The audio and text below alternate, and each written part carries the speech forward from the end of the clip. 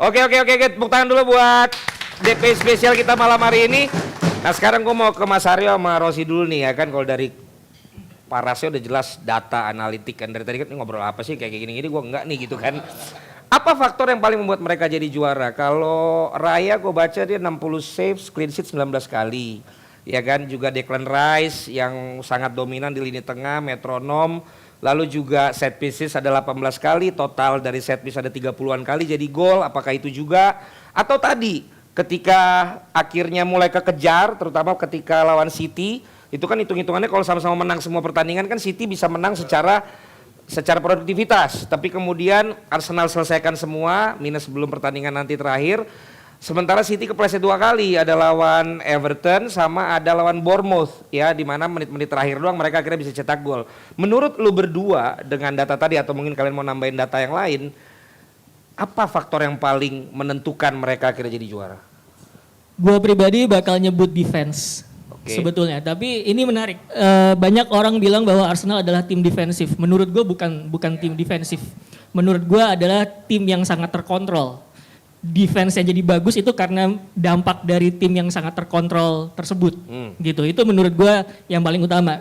Beberapa hari lalu gue nonton ada dokumenternya Mikel Arteta ketika dia baru datang ke Arsenal. Dia bilang gue pengen ngebentuk tim yang balance-nya bagus gitu. Dan dia untuk mencapai tim yang balance-nya bagus itu dari awal dia datang sampai kemudian sekarang itu udah ada proses, udah ada progres juga. Dan ada beberapa tweak di dalam tacticalnya dia untuk sampai kemudian sampai ke titik sekarang ini. Kita ingat di musim keduanya dia bahkan sempat main 3-4-3 juga gitu. Nggak works, dia main ofensif, terlalu ofensif, ujung-ujungnya disalip juga gitu. Sampai kemudian sejak musim lalu sama musim ini dia mulai belajar untuk lebih balance. Oh dapat nih apa yang pengen dia mainkan. Salah satu yang gua baca juga, Arsenal adalah tim terbaik dalam hal out of possession. Jadi dalam artian kalau mereka menyerang terus kemudian kena counter attack, itu rest defense-nya bagus gitu. Itu yang bikin mereka sangat-sangat sulit untuk dibongkar sebenarnya. Itu satu hal gitu. Yang kedua, dan ini persoalan sempat terjadi juga musim ini. Arsenal bagus out of possession, tapi ketika untuk ngambil risiko itu beberapa kali mereka sulit. Karena tadi terlalu terkontrol itu gitu. Cuman untungnya setelah beberapa kekalahan yang dimana Arsenal kurang mengambil risiko lawan Man United, lawan Man City, Arteta itu langsung berubah. Jadi bagusnya faktor lainnya Arsenal itu ya Arteta itu. Ketika ada kesalahan dia langsung oke ini ada salah, evaluasi, kita ubah. Makanya kemudian dalam beberapa pekan terakhir menuju mereka jadi juara, kita bisa ngeliat dia sering mainin Eze di belakang striker.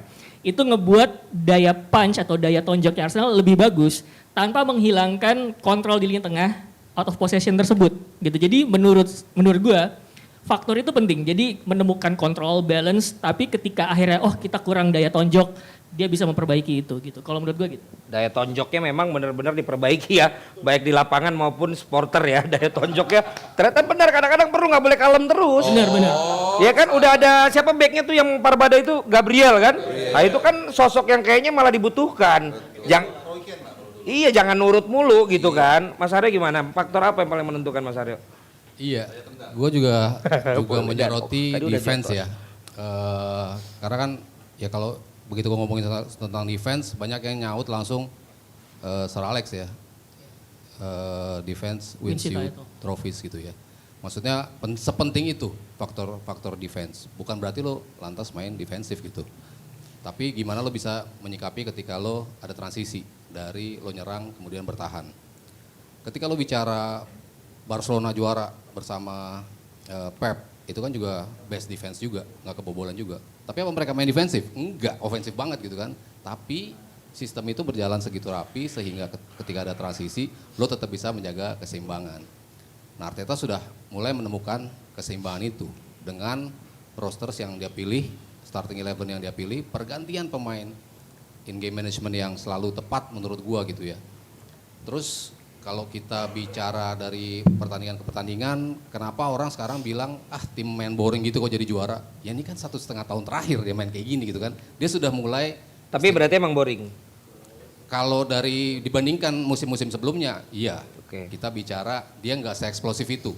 Tapi kan dia juga belajar ketika gue main eksplosif itu gue gak dapet gelar. Gue nyerang, 3-1, end up-nya 3 sama. 3-1, end up-nya kalah 4-3. Sama City pernah kejadian seperti itu gitu. Jadi dia udah merasakan gimana kalau gue main indah, main bagus tapi gue gak menang. Ini harus ada yang gue ubah nih untuk bisa mempertahankan ritme ini. Makanya tadi pilihan lo main dengan Odegaard, lo main dengan Eze, itu Arsenal yang jauh yang berbeda. Ya. Tapi dengan Odegaard, lo perlu juga untuk bisa jaga balance tim, untuk bisa ngedelay permainan. Jadi dia udah tahu betul, benul jadinya kan. Benul. Benar dan betul tuh jadi satu tuh benul. Dia udah tahu keahlian setiap pemainnya untuk kapan dia masuk. Lo bisa ganti Zubimendi 2 kali gitu loh. Dia masuk sebagai cadangan, abis itu diganti-ganti lagi. Karena dia tahu setiap menit itu butuh progression seperti apa untuk bisa mendapatkan hasil. Pergantiannya, end up-nya bisa memenangi pertandingan gitu. Jadi strateginya Arteta, istilah gue di DPI selalu gue pakai semakin dewasa. Dia udah gak maksain, gue harus bermain seperti ini gitu. Tapi dia gimana caranya untuk memenangi pertandingan, memenangi gelar tuh gue harus bermain seperti apa. Dan selalu gue bilang tim yang defense-nya kuat, itu yang punya kesempatan lebih besar untuk menjadi juara. Makanya gue jagoin Arsenal untuk juara pas lawan PSG.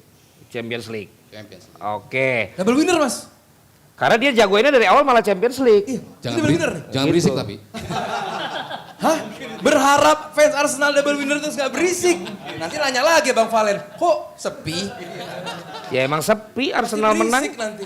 Nah ini gue kan udah denger sering dari Aldi ya, dari teman-teman di DPI. Gue mau nanya dari fans Arsenalnya, apa Glenn gue duelin sama lo deh ya. Itu kan sangat krusial sekali kejadian di menit terakhir lawan West Ham ya. Iya kan?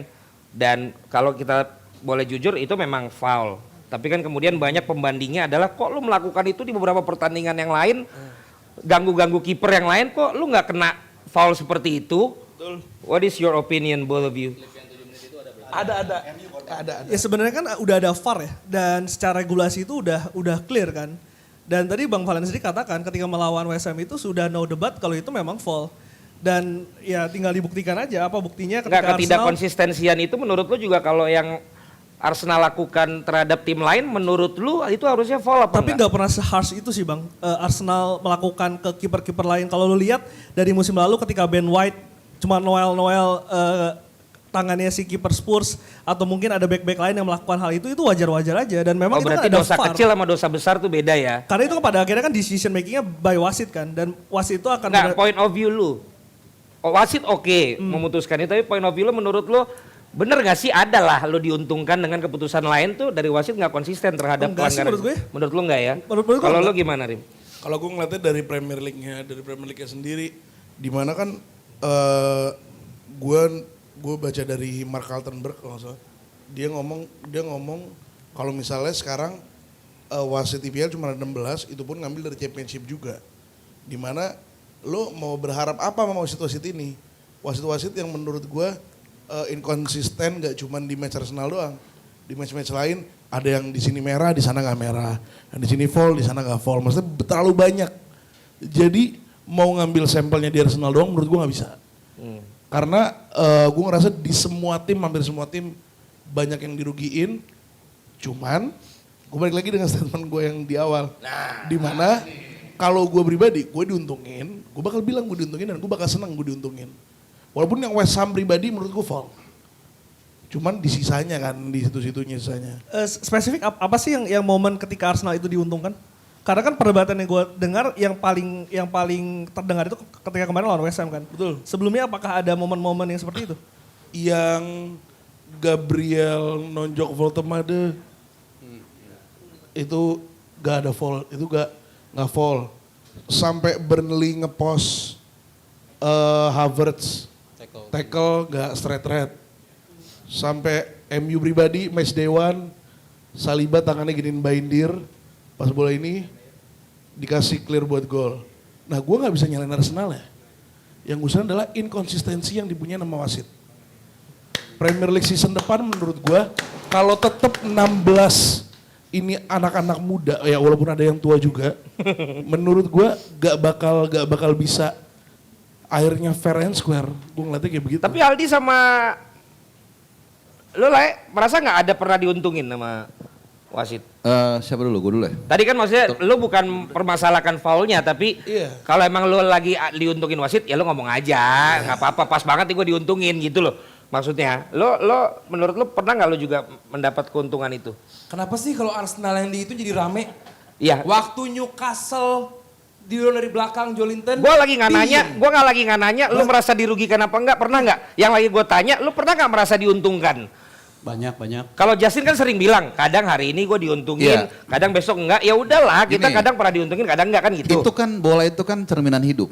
Oh, iya. Cerminan hidup bang. Kadang lu beruntung atau diuntungkan, kadang dirugikan. Nah, Jadi ya kalau saat ini diuntungkan, kita udah pernah ngerasain dirugikan tahun 2000-an awal. oh. Dan timnya Bapak ini kan kita nggak usah cerita. Paling tahu soal diuntungkan. Nah itu dia, makanya kan kita embrace. Betul, makanya gue setuju dengan statement dia. Paling gue senang ketika dia bilang inkonsistensi di semua pertandingan. Berarti memang itu bukan by design, sengaja mau dorong Arsenal untuk juara. Dan satu, kalaupun katakanlah ada skenario global asik yang menguntungkan Arsenal, kalau dia nggak punya kemampuan, dia juga nggak akan bisa juara. Oh betul. Iya kan? Dan di West Ham itu, kalau kita ngomongin match West Ham spesifik, lu nggak bisa ngebahas kalau lu misalnya fokus dengan foulnya, lu kenapa nggak bahas Matheus Fernandes? Iya, jadi nggak selesai depan kan? gawangnya kenapa lu nggak bisa Nggak gol? golin. Iya. Maksudnya kan banyak situnya kan. Betul. Banyak di bab situnya, makanya gue nggak permasalahin hal itu. Jadi ya memang itu bagian dari hidup. Karena sekarang diuntungkan, kita udah pernah ngerasain 2000-an. Jadi pernah juga lah merasa diuntungkan juga lah. Betul. Selain merasa Dan itu kan dirugikan. akan suatu saat akan berputar. Oke. Pasti kita nggak pernah tahu suatu saat dirugikan, Ya. timnya dia diuntungkan dan kembali lagi seperti itu.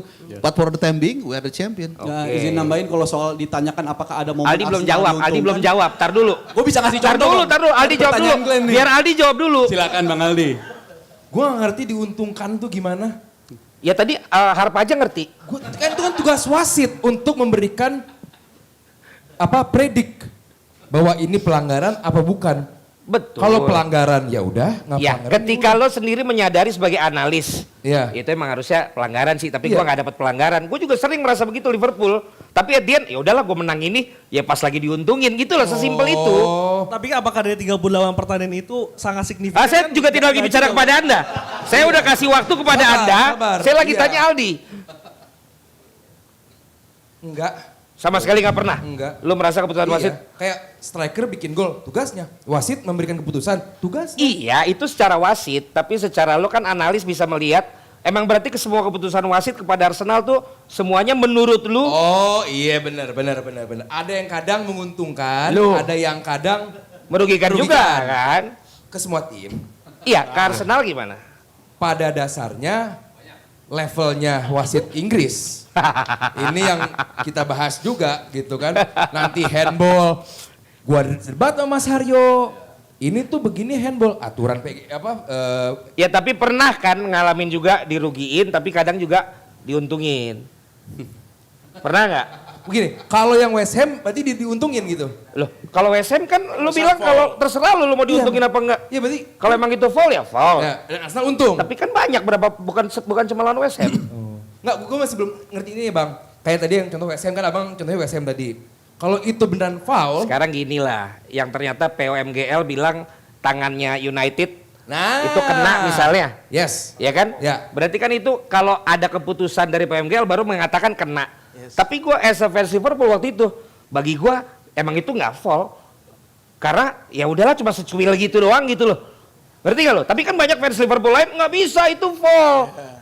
Ngerti gak? Nah, sesimpel objektif itu aja lo pernah ngalamin nggak? Tentu ada yang diuntungkan, ada yang enggak gitu kan. Dan tiap pekannya tidak. Oke, kita lanjut ke nol. Siapa yang mau diuntungin? Tadi lo kenapa Glenn? Sebenarnya ini kan perdebatan yang nggak akan ada ujungnya menurut gue ya. Harus spesifik game per game, fall per fall yang kita debatkan gitu. Lo kan juga host. Kalau lo mau bahas itu game per game, fall per fall, kita 24 jam. Betul, tapi Gue cuma nanya, seperti yang sesimpel kita as a fan sama analis. Pernah nggak lo ngerasa sepanjang musim ini, gue diuntungin nih emang, tapi yang ini gue dirugiin? ya itu kan maksudnya wajar ya. Di setiap tim tuh pasti mengalami itu, Bang. Iya udah cukup jawab aja, iya pernah apa enggak? Emang batu lu pada fans Arsenal? Enggak, gua maksudnya to be clear, gua nggak mau dibilang Arsenal ini juara karena Bukan dibantu alasan- Gue nggak bilang Enggak, begitu. begitu. Gue cuma bilang. Ada, ya bener. Ada lah. Ada enggak? Kalau emang enggak ya Dan bukan udah. Arsenal aja kan, semua Oh tim iya, semua mengalami tim, itu, semua tim, gitu. semua tim. Jadi Iya, ada iya aja. semua Arsenal. semua tim nggak lagi gue tanya, yang gue Iya. tanya lu as a Arsenal Iya, betul. fans. Bang Valen nggak menghakimi bahwa Arsenal menang gara-gara wasit, Iya, enggak. gue cuma nanya Iya. inkonsistensi tadi juga lu alami Alami enggak? dong. Alami. Iya. Iya kan? Betul. Seru banget ya. Iya. Alami dong. Udah juara aja masih ngotot gini, gimana kalau kemarin gak jadi juara ya? Udah juara aja masih dibahas wasitnya, ini gimana? Ya nggak apa-apa. Tapi kalian juga bisa tulis di kolom komen, udah jelas serangan kalian pasti kepada saya kan. Karena apa ini, hostnya nanya begini-begini. Tapi piala berbicara lain guys ya. Jadi kalian sudah. boleh benci, tapi ya mau bagaimana lagi. Memang yang seperti ini yang dicari-cari ya. But anyway, tetap apapun perdebatan kita, congrats untuk Arsenal. Nah, hari ini spesial makanya countdownnya beda menitnya ya benar ya. Kita menutup Arsenal dengan peluang di Champions League. Apakah dengan masih sisa satu pertandingan sehingga ketegangan, ada waktu istirahat yang lebih lama, kemudian juga faktor lebih bisa membuat pemain lebih bugar, itu cukup berpengaruh untuk menaikkan odds dari Arsenal yang sebelum dipastikan juara ini sepertinya semua ke PSG. Mungkin ke siapa tadi nama kamu? Ya sayang Ke banget. Rizal dulu sama nanti ke Udah beda topik ya bang ya? Udah mau UCL ya? nambahin yang tadi. Sangat bang. Kenapa? Karena tadi jawabnya cuma normatif doang. Kenapa? Gue punya contohnya. Sedikit sebenarnya. aja. Newcastle tangannya Gabriel tinggi banget. Oke. Habis itu momen Gabriel nanduk si Haaland itu udah violent conduct. 3 game itu harusnya Gabriel absen setelah game Memang itu. yang kalah menjelaskan, yang menang merayakan, sesimpel itu aja. Lo nggak bisa buktiin contohnya, gue bisa buktiin contohnya. Banyak banget Arsenal diuntungkan. Itu contoh lawan Gabriel dan Haaland. Itu violent conduct, nanduk kayak begitu. Harusnya kita nggak Tapi ngeliat kan di Gabriel situ sampai hari Arsenal ini. tetap kalah. Kalah bang, tapi di game selanjutnya mereka bounce back clean sheet dan lawan Iya. Newcastle 1-0. Itu harusnya Gabriel diusir 3 pertandingan. Oke, ada lagi. Jadi itu diuntungkan banget. Ada lagi contoh lain. Ada lagi bang, contoh lawan Brighton. Itu ada permintaan maaf dari PJ Moel karena ada tarikan dari pemain belakang Arsenal, itu harusnya penalti untuk Brighton. Walaupun nggak situasi bola lagi dikirim ke kotak. Jadi menurut gue kalau ditanya ada nggak momen Arsenal diuntungkan, sangat. Buktinya Tapi mereka nggak kena penalti yang musim dirugikan lo ada datanya juga nggak? ini. Dirugikan sedikit musim ini dibandingkan Sedikit dengan musim musim ini. lalu. Oke. Musim lalu Arsenal dirugikan lewat red card terbanyak juga. Salah satunya lawan Bournemouth, Oke. lawan Brighton, habis itu lawan sampai 5 red. Musim ini ini zero- 0 red zero card, 0 kena penalti. Musim ini berkembangnya di situ. Most protective team. Dilindungi nih. Most protective team katanya. Oke.